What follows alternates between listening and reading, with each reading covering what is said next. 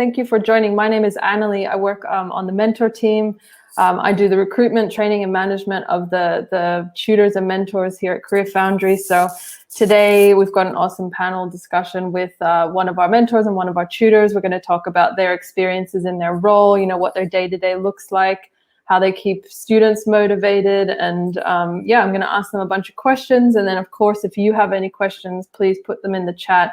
I'm going to leave 20 or 30 minutes at the end so we can get through them all. So yeah, and you on the event page as well, be sure to check out everyone's LinkedIn pages. You can reach out after this. So yeah, maybe we'll get started with some introductions. So Talia, maybe if you want to introduce yourself, say where you're from and yeah, what position you are and what course you teach. Okay, cool. So hi, I'm Talia. I'm coming from Israel. Currently, I'm living in Italy already for 2 years. So I'm fine here, and I'm working as a product designer. I'm a freelance remote product designer. My last project was with UEFA, and I get different projects, different people. So I have all this opportunity to meet different people from different countries. And in CareerFoundry, I'm a UX mentor for the UX course, and that's basically my short info. Mm-hmm. And Nimesh, do you want to introduce? Yeah, of course. Hi guys, my name is Nimesh. I am a senior UI designer. I've been a UI designer for the last 13 years. I also studied, I did a course with CareerFoundry as well. I've been working with a range of clients, ranging from startups, fintechs, conglomerates, multinationals, etc., through to small one-two-man companies, which has been fantastic as well. Originally, I'm from London, but I moved to Berlin about 3 years ago, and since I think I'd say probably about just under a year, I've been a UI design tutor at CareerFoundry as well. And you were you a student as well, right? I was, yeah.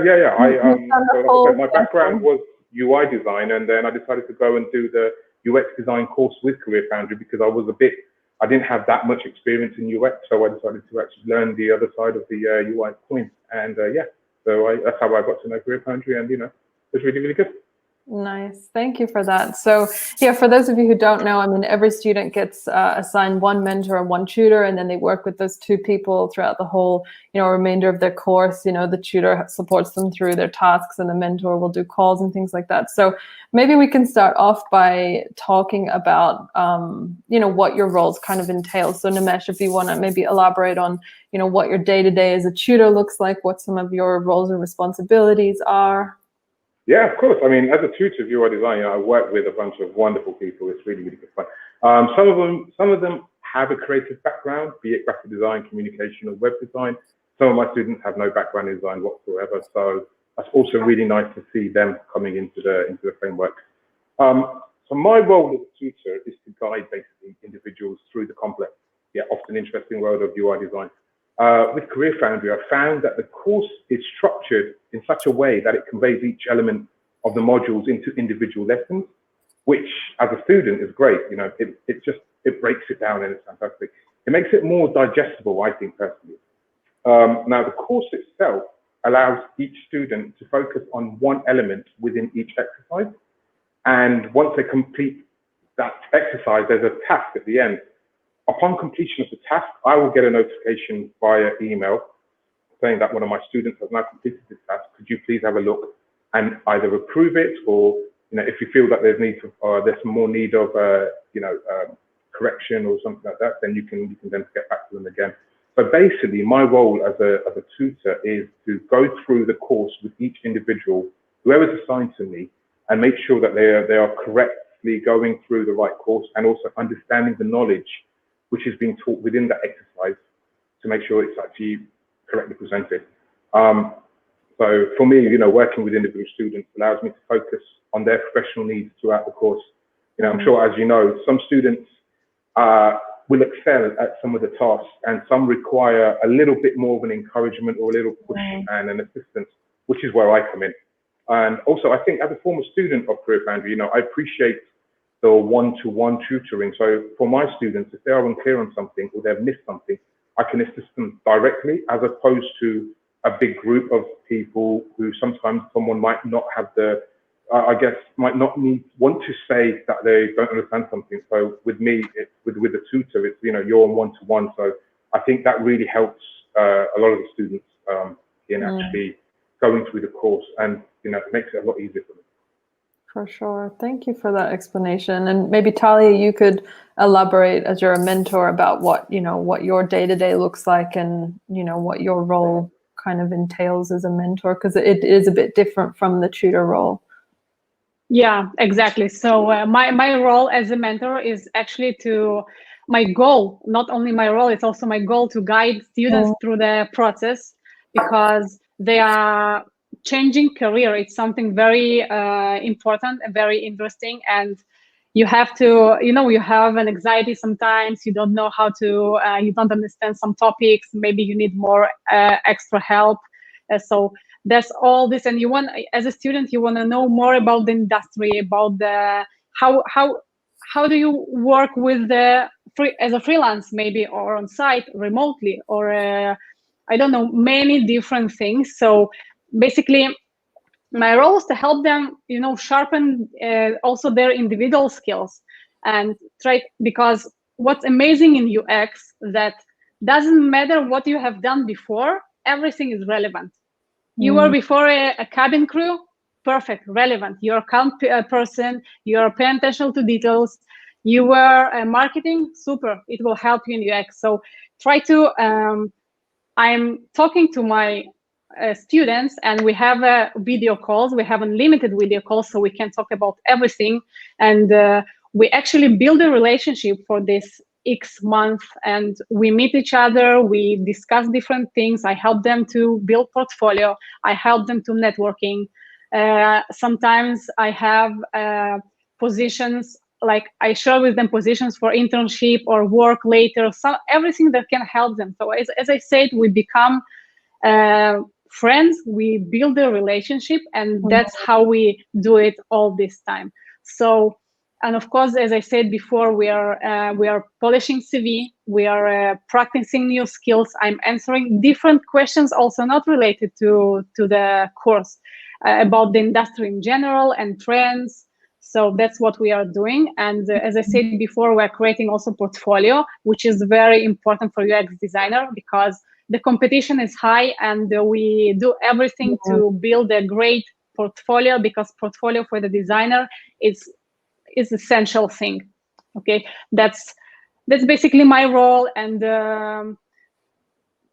yeah, I really like, because we have this video calls, so we actually have a real connection. You can recognize the emotions, you can talk, you can share your screen, you can do everything, you can sketch, you can you have this personal relationship, personal connection, which is really missing when you are studying online, and when it's something self-paced, especially. And like this, I always say that when you have tutor and mentor together, it's not already self-paced. You're equipped by help and feedback from both sides, and this is the thing. And one more important thing, that our calls are helping to students to get used to the professional language. We discuss, we use the terminology, we talk about processes, so they feel more and more confident later. They can actually easy talk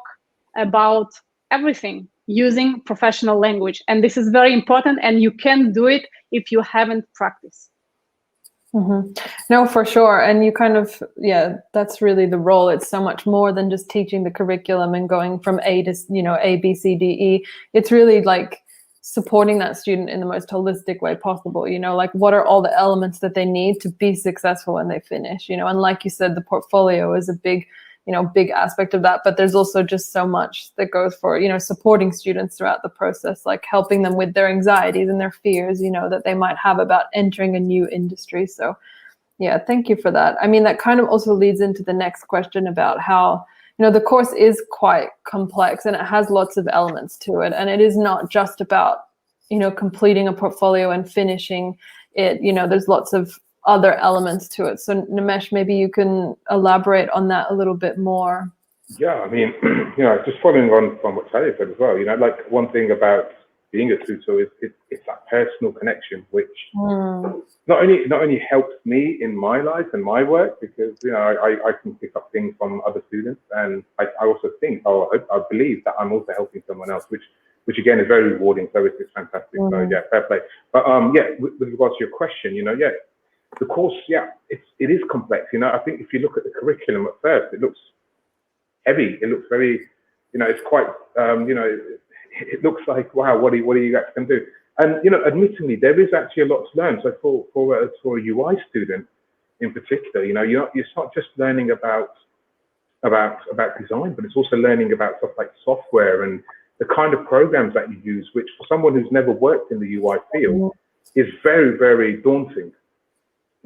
But I like, and I'll be honest with you, it's one of the best things about CareerFoundry courses, the way the CareerFoundry have broken down each essential element within the course is fantastic.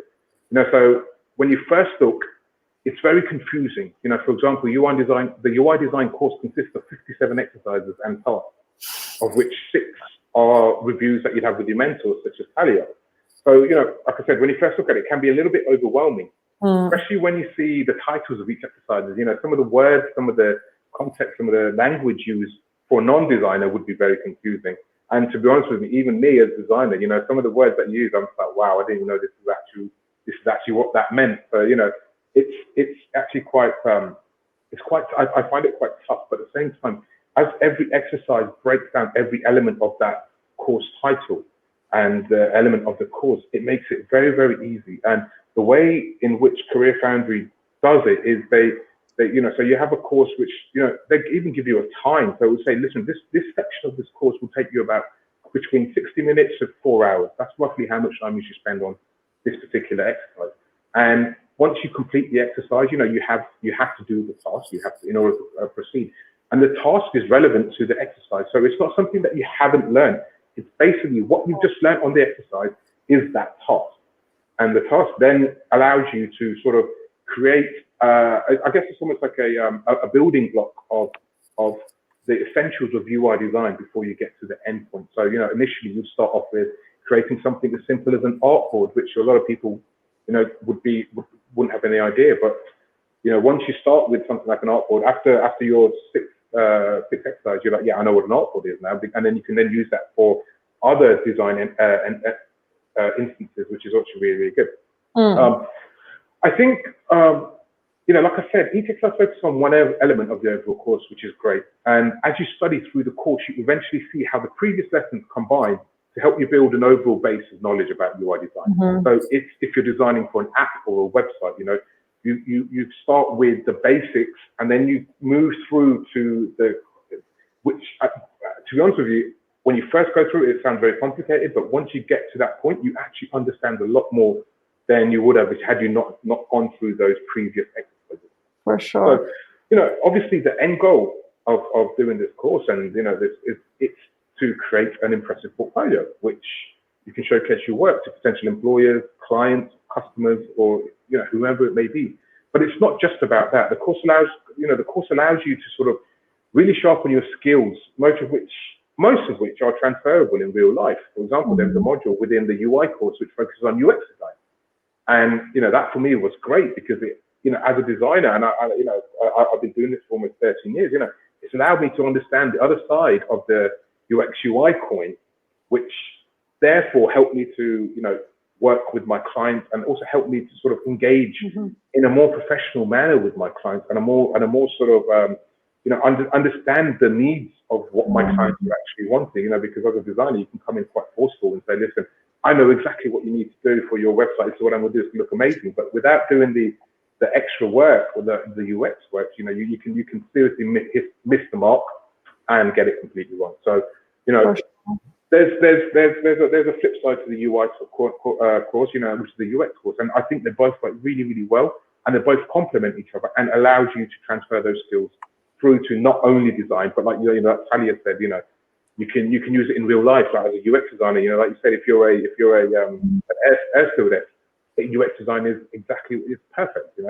It's really, really. I mean, personally, I think it's really, really good. So there are a lot of transferability. For sure, for sure. And I mean, what you're saying, that everything is building on the last task, that's exactly how it's set out, how the curriculum is set out. You know, it's like one task builds on the other, but then when you look back on it, you realize that each of those tasks is something that you need to know, and you're kind of, you know, creating those building blocks and creating this kind of overall view of what you need to know.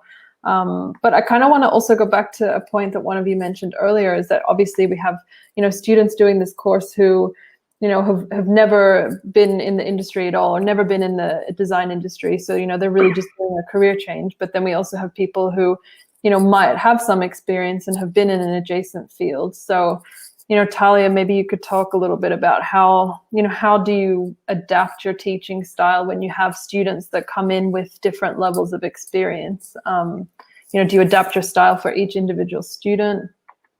Yeah, so the most important everywhere in any relationship is communication. Once you understand the person, you know his goals and expectations, we can communicate and we can build this thing. So yeah, I have a really big experience in relocating countries, and trying and working in different fields with different people. So I feel really easy I can adapt very easy to each person, and I have different people from different backgrounds, different ages. Some people are working full-time, maybe some people are not working now, and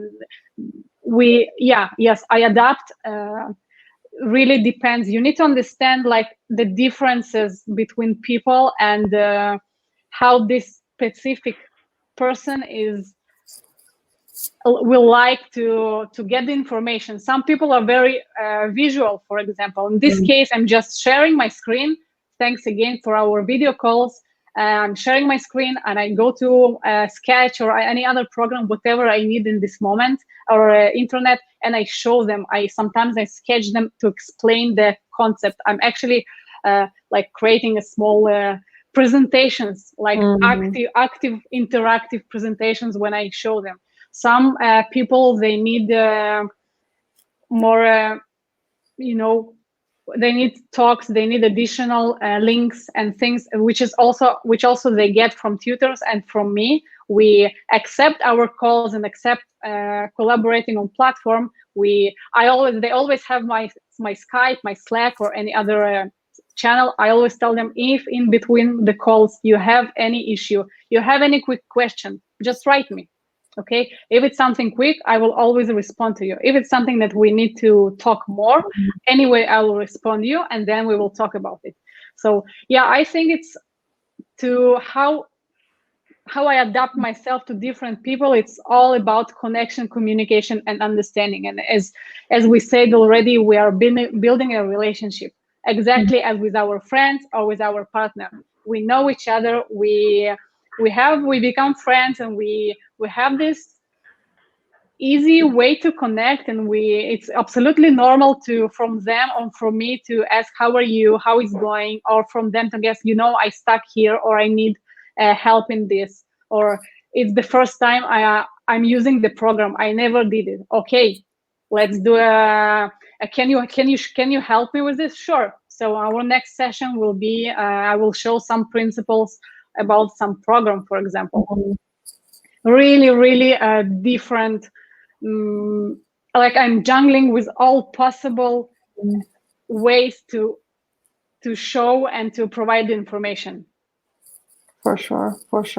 Don't forget to ask questions as well, everyone. I see there's a few here that I'll get to at the end, but yeah, if any of these topics bring up any questions, or you're curious about the teaching model or anything like that, please just make sure you ask. And Nim, is there anything you want to add to that in terms of, adapting your teaching style to students or anything like that?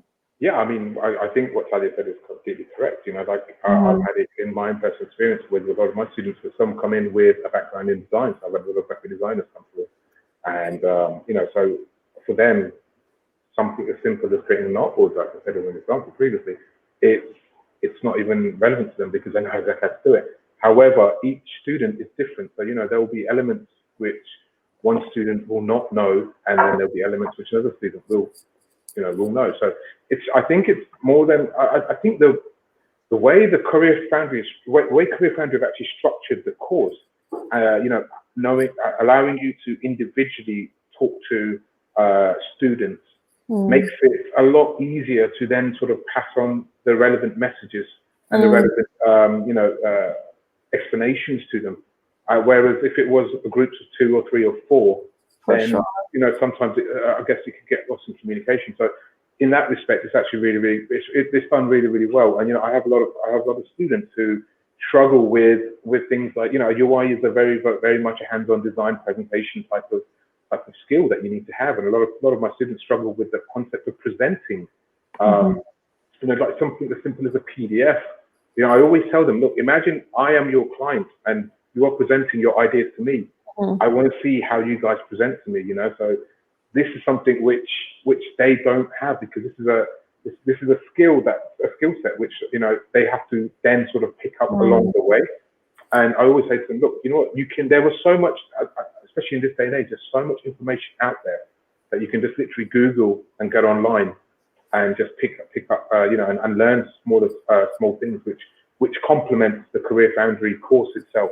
So like you said, it's this whole sort of idea of it being so personal makes it so much more easier to communicate, and makes it so much more easier to then portray to your students exactly what you're looking for. So it's actually really good.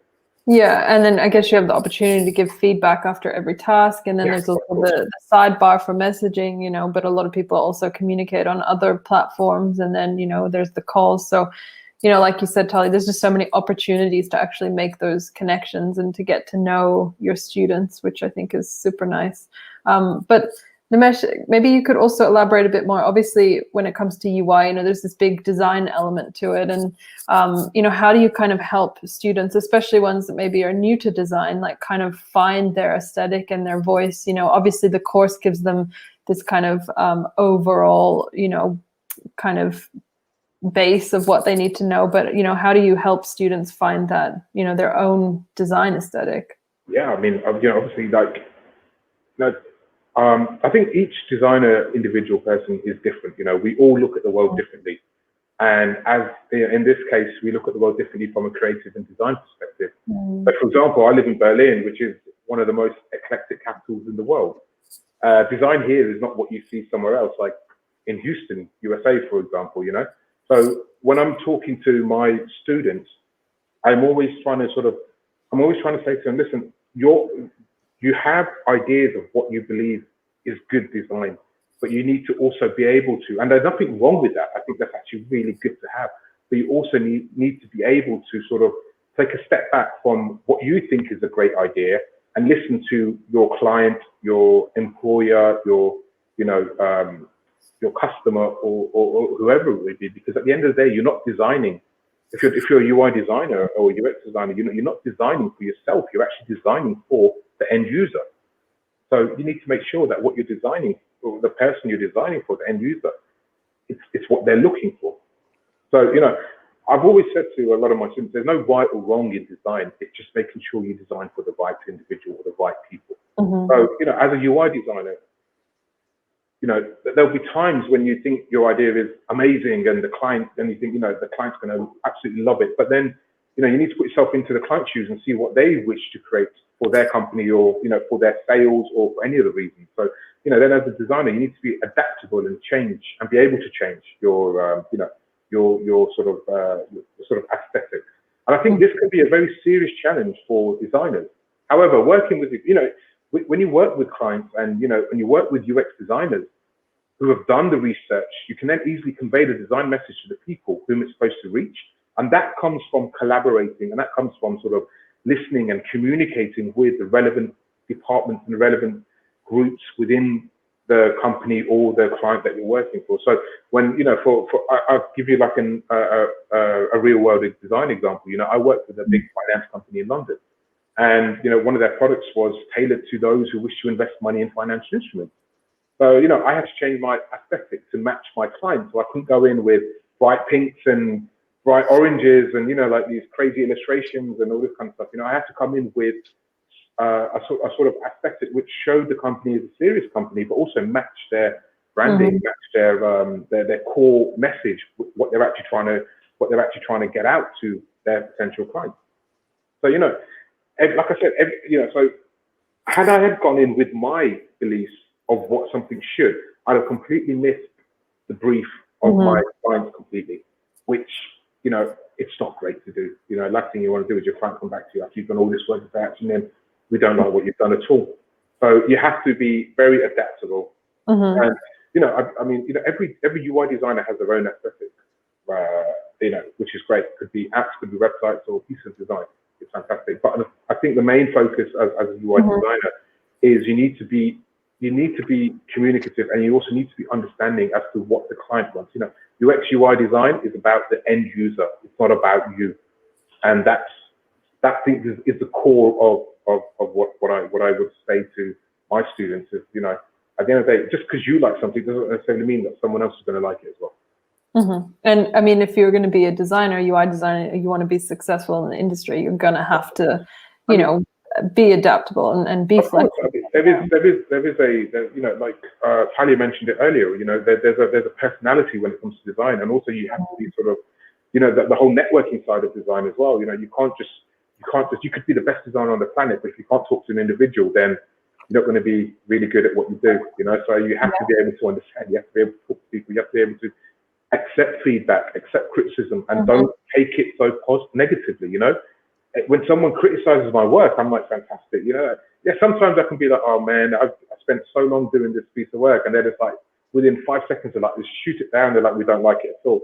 And then I think, you know what? The reason why they don't like it is because it's not what they want. And guess what? I'm not designing this for myself. I'm designing it for them. So if they don't want it, I'll have to change it. You know, they're paying my bills at the end of the day, not me. So for sure. And on top of that, you also have to, you know, be able to sell your design. And I think all these elements are really aspects of the curriculum when you look at it, you know, like even in UX, you know, in the intro course, there's an element where, you know, your task is to present the work that you've created, and you have to record yourself presenting that. So, you know, and that's what your mentor will look at and you know, review. So, you know, you're learning those skills that you didn't even realize you needed to be a successful designer in the industry. Yeah, I think also you need to have some sort of, you need to kind of be in sync with the people you're working with as well, because, you know, again, I work with a lot of individuals who have no design background. So, you know, all they say to you is like, I want to create this amazing app. And then you go ahead and you have to talk to them and say, listen, guys, what exactly do you want on this app? Let's speak, let's go through, oh, but you're the designer, you do it. I'm like, yeah, it doesn't work like that, you know. I need feedback from you. I need you guys to sort of give me some sort of idea as to where you want your app to go, what kind of clientele, what kind of people you're looking to reach. So, you know, you have to be able to then sort of push your, not push, but sort of, you know, sort of like communicate your ideas and vice versa. They have to be a two-way conversation. Otherwise, it's very, very difficult to then create something that they really, really want. For sure. I can see all these amazing questions coming in. I'll get to them in 1 second. I just have one more topic I quickly wanted to cover, and Talia, you're going to talk about a little bit, is just, I guess, you know, a lot of people question, you know, how do I do a full course, you know, like a 5 to 8 month course completely online, you know. And so Talia, you talk a lot about how you keep students motivated and how you support them in that way. Yeah, maybe you could talk about that a little bit before I get to the questions. Yeah, so yeah, this is a very important thing, because studying online, it requires really to be organized, motivated, and inspired. Otherwise, it doesn't work. And there are a lot of tricks and to be motivated, to stay organized and everything. So I know all of them. I also was studying the productivity subject last year. So I have really a lot of tricks, and I'm sharing them with my students. For example, one of our call, we are setting goals, and we define clear steps to achieve these goals. Okay, then we follow up our writings, and we see if we got there, and adjust it. So, and then we talk about time management and how to stay on track and keep motivated. There are some different tips. For example, I'm actually tell them, okay, pretend like you are going to the office. Wake up in the morning, get dressed, get your coffee, sit. If you have an additional room, for example, do it your studio or work there. So, to have your dedicated workspace. To structure your day is very, very important. And to minimize social media, of course, then it's everything to stay productive. Then use technology and stay connected. Again, you have a Slack channel of the CareerFoundry. If you have any question, you just put there. You get a lot of answers, or CareerFoundry platform, or ask me, or ask Tutor. Anything that can help you to not to stuck, to move forward and to progress. And one of the important things is to plan what you are going to work on. As Nimesh told before, CareerFoundry tasks, they have estimation, and the estimation is something super important. So each morning, for example, I will give you a tip from me. This is what I'm doing by myself every day. Each morning, I'm writing down or on my whiteboard or on paper as checkbox with task number 1, task number 2, task number 3. Then I put estimations. If I write, for example, task number 1 will take me 2 hours, task number 2 will take 1.5 hours, then 3 hours and 1 hour more. Total, I have, for example, I say, okay, only 4 tasks, can I do it? Yes. Let's see how long. 8.5 hours. Possible? Yeah, possible. I do it. But then what about lunch? What about pauses? What about the different distraction and calls and some procrastinating times that is also important to get some rest and, So, and when you understand that, when you put yourself in this productive mode, when you estimate your time and you really know what to do, definitely I won't put this 4 tasks in the same day. I will split them and this like this. And one more tip, one of my favorite, is just share what you're gonna do with someone who you respect or admire. Once you share it with someone, like you have this responsibility, there is no way go back. You are going to do it. This is very important. And always, of course, we talk about, on our calls, we also talk about the future, about the industry. And, people get motivated to understand how it works in reality, how they're going to use it. And I always remind them, okay, you are here. It's not that we are kids and we are going to school that we don't want to do it. We want to change our career. We selected this option and we want to do it. And so let's keep it exciting. Let's keep it, let's keep the motivation. That's basically the most important thing, because to finish something, you have to be motivated, you have to be inspired, and you need to keep this vibe. And I think the collaboration with mentor, with tutor, with the platform in general, with different students, with different people, you can tell already to people, hey, I'm going to be UX designer. I'm already doing things. It gives you like a really big motivation, and you feel already professional. You are already there. So I definitely believe this what helps. And again, students, they have my Skype, they have my Slack.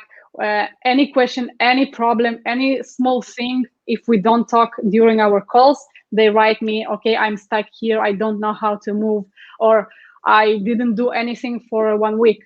I feel down, I'm not motivated. So, and then we talk step by step, we try to understand from where come this thing.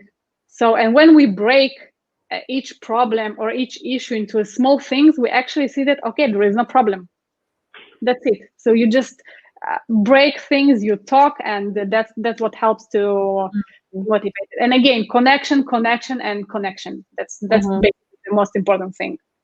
I mean, it almost sounds like you're, helping people hold themselves accountable, which is great, And one of the questions that was asked is, how do you find that people cope when they're on, when they're working full time and trying to do the course? And there are people all the time, and I guess that's why the course is great, because it is flexible. And I think that really comes down to planning, planning and support. You've got that extra support from mentors and tutors, but it also comes down to planning, and your mentors and tutors also help you, set those goals and make those achievements. So Absolutely. Yeah. Absolutely. Yeah, and just to add one thing, I mean, like if you actually go into the course itself, you know, like the exercise is also broken into, it's subdivided into sort of individual exercises as well, which is really, really great. So even though it says it take you 4 hours to complete the one exercise, you can still go in, have a quick read of one of the sections, you know, and then go back again after a couple of hours if you don't have the time. So that's also, it's not just you know, it's just not like a wash of information. It's broken down into really small subsections, which I guess for people who don't necessarily, you know, have the time to sit down for 4 hours or 3 hours or whatever it be, you know, it's great for them to sort of just go in, have a quick look, you know, make some notes, and then come back at a later time. And I think it makes it very, very bite-sized, you know, makes every element of the course bite-sized, which is actually really, really good. Yeah, it's kind of like this healthy balance between a lot of self-learning and then also a lot of support, you know, I think. Mia, another question. Oh, sorry, do you want to add anything? Yeah, I want to add something. Another important thing that you don't have, you're doing a task and you don't have any points. So also this is taking an anxiety, like just removing it from this. Your task can be approved or not approved. So when you're doing everything, you don't have this, you know, okay, if I do it today and faster and better, I will get 10 points. And if I do it tomorrow, I will get less points. There is no this thing. And when you're not sure, and if you stuck, or if you are not sure if the task is done correctly or not, you just submit it, and tutor will help you to move forward. He or she will see what you can improve, and that will help you to move. It's also a very important when you work, also, as you say, when you work full time, when you don't have time, you just want to get understanding how to move forward and get valuable feedback without trying alone solve it and to do it in the best possible way. You will do it in the best possible way with our help, and that's what's amazing. Yeah, and you kind of answered someone else's question. They were asking about, you know, how things are graded. Is it pass or fail, or just feedback based? So essentially there's 4 categories. And they each have a rubric, and that's what the mentor and tutor follows. And so, yeah, they either approve the work or they don't. Either whether they approve it or not, they still provide feedback. And if it's not approved, they'll, you know, let you know the points that you need to work on in order for it to be approved. So essentially, mentors and tutors don't approve anything if it's not at a point where they think that you know, where it's not job ready, essentially, or, you know, perhaps there's more to be learned or more to be done. So that's really up to the discretion of the mentor and tutor. But yeah, it's basically like an approval or not system. Yeah, and even more later, when we are going to build a portfolio, we are taking all the ready tasks, put them together, and building portfolio. Also, on that stage, there is a room for improvement. We can adjust things, we can improve things. So there are also, when your task is already approved and in a good state, you always can go back and improve and improve and improve. Exactly. And one of the other questions that was asked that maybe I can answer is, you know, just how does the timing work with students who are in different time zones? So essentially we match students with mentors and tutors based on time zones. So we have mentors and tutors kind of all around the world. You know, most of them really are in, you know, in Europe and America. That's where most students are. But we also have mentors and tutors in Australia, in Japan, Hong Kong, you know, all just different areas, you know, also India. So that's how we match it. So essentially when a student starts, we'll match them based on time zones with their mentor and tutor so that you get the quickest response times possible as a student. Okay, let me see what other questions there are. I guess a lot of people ask the question about, like, you know, do you choose UI or UX? You know, someone specifically asked, if you don't have any background in graphic design, UI, UX, will the course prepare you enough to be a professional UX designer? So I guess that's talking about people who are really wanting to do a career change. You know, is it possible to have no experience and then do this course and be a designer, a UI, UX designer afterwards? So what are your thoughts on that? Let's start with UX. Absolutely, yes. UX is not UI. You don't have to be designer to do UX. You need to understand people. Where you need to be a bit of, it's a bit of sociology, psychology, anthropology, everything, marketing, business, everything together. Every background is good for UX. And in UX, what is important is the content is important, not the beauty. For sure, the presentation skills are very important also for UX designer. And we are learning to create a clean, clear, organized presentation. This is what's important. If you have graphic skills and you can make your presentation more, with illustrations and more design, cool, do it. But that's not the requirement for UX. In UX, we're building experiences, okay? And then when you pass to UI, you're doing something else. I think Nimesh will answer this thing. Yeah, I mean, to be honest, the difference between the two is, they're both, they're both complementary. So, I always say the UX UI coin. So one side will be UI, one side will be UX. But to give you an example, a UI designer will basically, what you see as an end customer is what a UI designer does. So the pretty illustrations and the pretty boxes and all the images, etc. That's the UI designer's role. UX designer's role will basically be doing the research to get to that point where you're then finding a position to create something which looks amazing. So, be it an app, be it a website. I guess if you want to break it down into a simpler term, it's the foundations of any design or any app or any website would be the UX.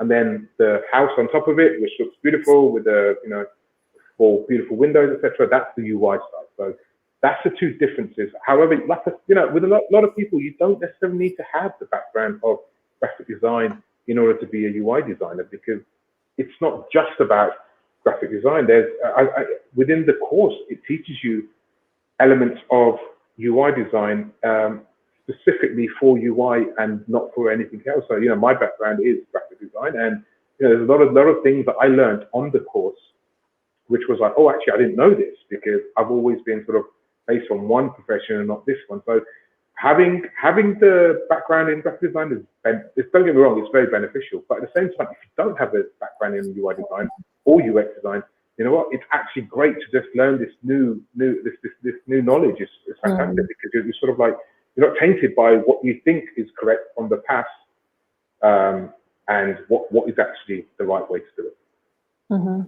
For sure.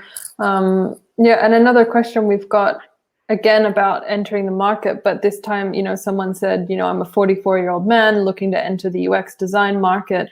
It would be a career change for me, but again, no prior, experience or skills, because they worked as a business consultant before. So, I guess the question is really about, like, do you think that someone might be disadvantaged entering the industry at a slightly older age? I mean, compared to younger designers, do you have thoughts on that?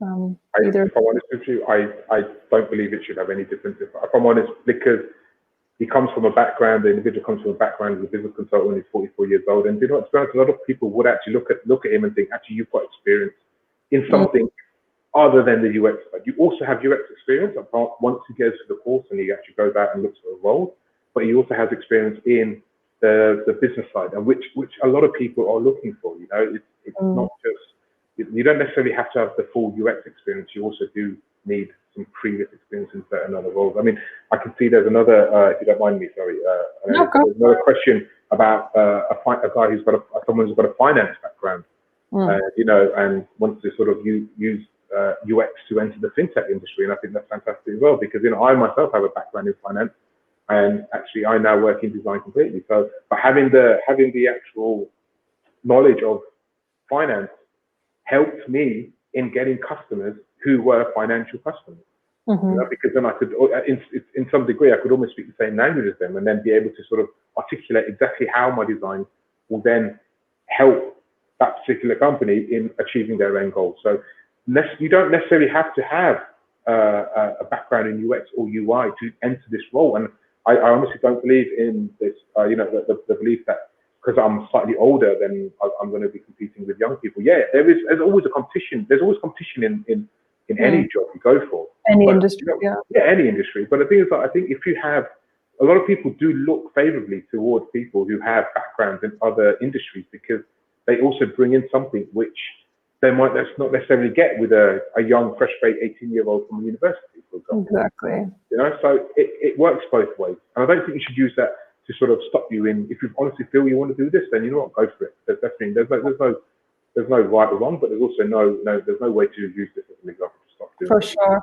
And I've also seen a lot of people, you know, having conversations about how there are benefits to hiring like junior designers, you know, people who are new to the industry, because you bring a different element to it. You are excited, you're keen, you know, and then if you are a bit older, you probably bring a whole bunch of transferable skills to the new role as well. So Definitely. yeah, I also don't think that it's negative to be new to the industry in general or new to the industry at a later age, because like you said, Talia, everything is transferable when it comes to, you know, being a UX designer. So if you have that life experience, that past experience, you know, professional experience, it's going to help you. Regardless. Absolutely. Even better if you have this experience. You always can transform your previous skills to create great products and exciting experiences. Yeah, and this just to follow on from this question from someone who was saying they have a finance background, but they'd like to know if, you know, CareerFoundry would help get them ready in fintech industry. So, I mean, the course doesn't really specialize in one industry, but essentially the course is supposed to be getting you ready for whatever you know, direction you take when you finish. So, I think.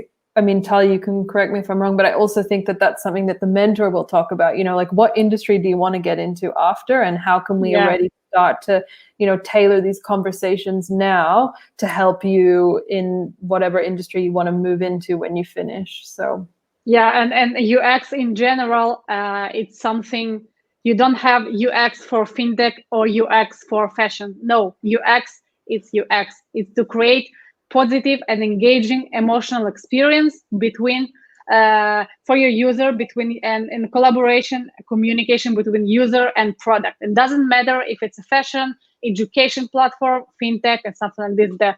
The UX, you're building user experience, and you're learning you're learning the basics, you're learning the different methods, different processes to do this experience. Doesn't matter which industry you are going to do. Me, for example, I'm independent and I'm working with different companies. So I was a part of the fintech startup. I was a part of the fashion thing. Now I'm working for a soccer platform. Really, it doesn't matter. What you have to do to understand people, understand your audience, and to build the best experience for them. And audience can be different. It could be anyone, for sure.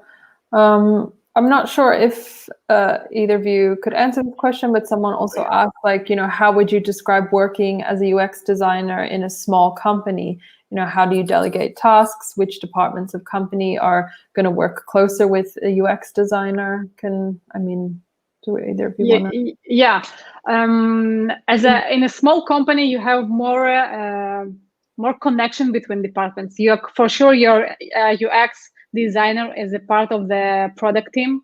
You're working very close with developers, with R&D team, and then with QAs, with other designers if you have, or with every stakeholders. And in general, in a small company, you're working with everybody, with CEO or with founders, with marketing department, with customer success, with everything. And it's very interesting, very important. This is my experience. I experienced this in my different collaborations in small companies. Maybe Nimesh can add something. Yeah, I mean, I think working not as a UX, but as a UI designer in a smaller company is, to be honest with you, it makes life a lot easier because, you know, you're talking directly to people and there's no miscommunication. You know, a lot of the people that I work with, I'm you know, when I'm talking to meeting with them, I'm meeting with the chairmen or the bosses and then the marketing team, etc. So, you know, we can sit around the table and go through everything, making sure that everyone is on the right table. Whereas with a big corporation, sometimes what can happen is, you know, you go through the ranks, and by the time you get to the top, it's something completely different to what you actually initially suggested in the first place. So, yes, I think as you know, working in a small company has its you know, positives, also has its negatives, but vice versa, we're working with a big company also has a positive and negative, because even with a big company, you have a lot of great feedback. You have a lot of people who can then sort of bring in ideas and suggest things which also make a difference. So, you know, I think one of the biggest problems that well, not problems, but one of the issues that I've noticed is when you work for a small company, you get sort of like tunnel vision, where everyone's seeing this one particular product, they're seeing this one particular design or one particular aspect of the actual product. And it's also nice to have someone come in from the outside and then sort of break it down and make you realize you're actually missing something, which also is really, really good. So both work great. Yeah. I mean, I also know with smaller companies, especially smaller startups, you also, you know, you do end up getting experience in a lot of different areas because you do wear lots of hats, you know, especially in those smaller startups, which, you know, maybe once you've been in the industry a while, it is not so well suited because you want to specialize. But I think for people starting out, you know, especially here in places like Berlin or, you know, where there are so many small companies and startups, it is a really great way to get experience in lots of different things. You know, you do some research, you do some, you know, more design focused stuff. So yeah, I think it's definitely personal preference as well, right? As to what you know, whether it's, but I think, like you said, both comes with, you know, both are interesting. Okay, let me have a look. I mean, someone asked a question for you, Nimesh, specifically, like, why did you decide you wanted to study with CareerFoundry? I don't know, were you looking at other options at the time as well? Well, or? actually, no. I mean, the thing was, I used to live in London before I moved to Berlin. So I was in London for about 20 odd years. And, you know, obviously, when you're in one city for long enough, you build up a network. And through your network, you meet people for work, for freelance jobs, etc., etc.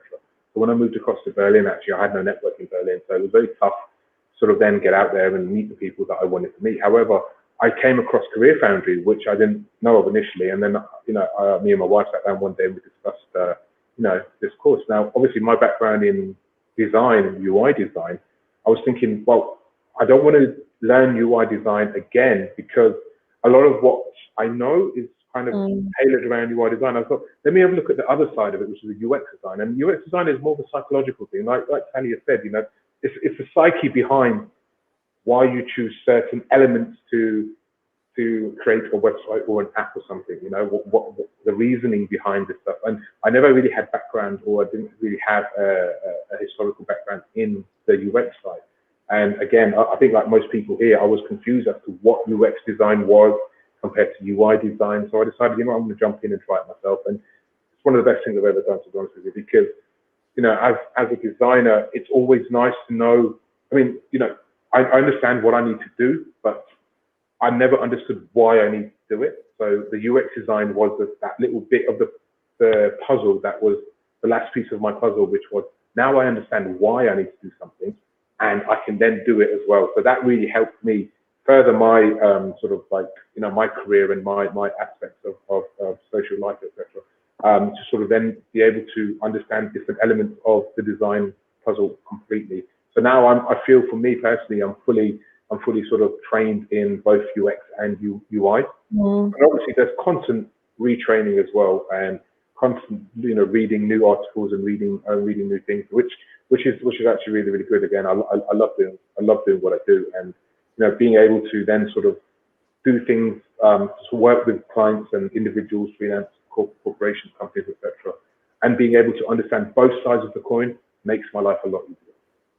I mean, and from our perspective, like I said before, it's always nice when someone has done a course and then they kind of come full circle, they end up tutoring with us.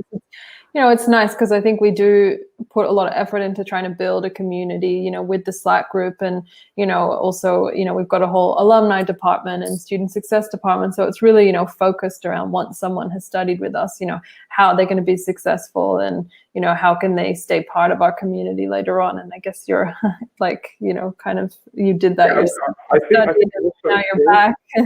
Exactly. But I think it also helps because, like, you know, when you're as a tutor, when you're talking to students, you've been through it yourself, so you know exactly how difficult it can be, and how sort of, you know, how nice it is to have someone, even though it might be someone on the computer, right? There's not an individual in front of you, so I won't be sitting in front of a student, but, you know, I can push my students and say to them, listen, guys, you're getting there. Don't give up. You're literally there, and you picked up so many good techniques. Just keep going, and that's really great. I'm sure Talia also will tell you that when you're talking to your your students. You know, being able to motivate them is such a, you know, for me, it's such a pleasurable thing. It makes me so sort of like, I feel very sort of like honored that I'm in that position doing this for that individual.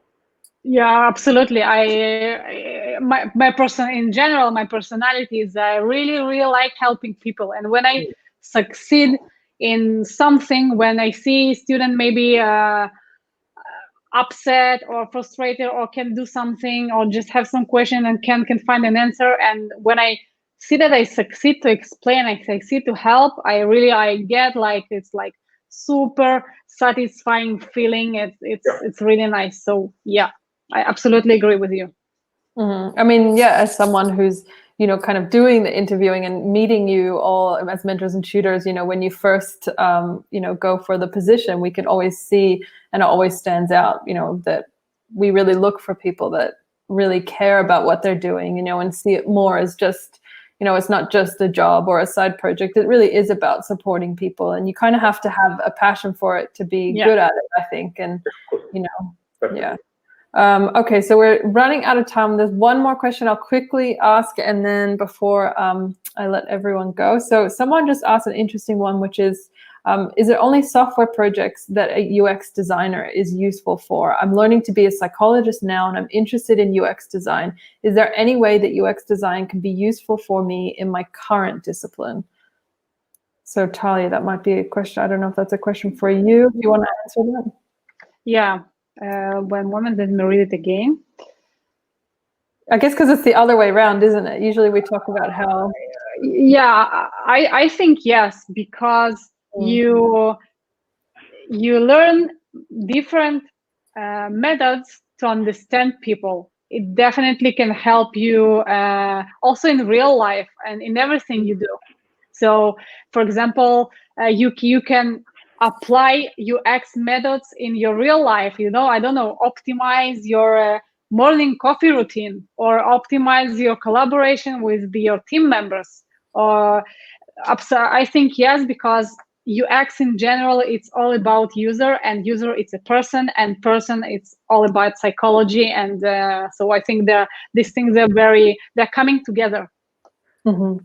For sure. I mean, I guess a big element of UX is also the research, you know. So if you're going to be learning more about user research and how to conduct research, that kind of goes hand in hand, because you do that as a psychologist as well. And especially when you study psychology, you know, there's a big element of research. And I think a lot of people that I know that have kind of gone from, you know, being a psychologist have kind of like used their skills in research and transferred it into user research, or vice versa. So yeah. Okay, and then I mean, we've got a couple minutes left, so I don't know if you have any last comments. I mean, someone did want to know if there's any kind of success stories or anything, or do you have any last comments that you might want to add before we wrap things up to both of you? I mean, I think in terms of success stories, I think one of my personal success stories was through CareerFoundry itself, actually, when one of a client or an individual based in Africa actually approached CareerFoundry and asked if they had any UX UI designers to be willing to help with the project. And you know, I spoke to one of your colleagues, and you know what, I got the project, and this was about a year ago, and we just completed, and we're now we'll be potentially moving on to the next project with the same client. So that's one of my personal you know, success stories in terms of. But the thing is that I've always worked on a freelance basis, which I actually prefer. So in terms of that success story, yes. In terms of finding a job, not me personally, no, but I'm sure you would probably, or there are people out there who have, you know, found that. Talia, did you want to add anything? Yeah, I want to add something. I want to say that don't afraid to change, and there is nothing more important to have a work where we spend a lot of time of our life. You have to enjoy it. So if you don't like where you are, just change it, and that's it. There are so many ways to do it, and change your career to do something more exciting, to work in the tech industry, doing UX, understanding people, create great experiences. Just super amazing. Don't forget, we have one life, so I think it's very important to enjoy.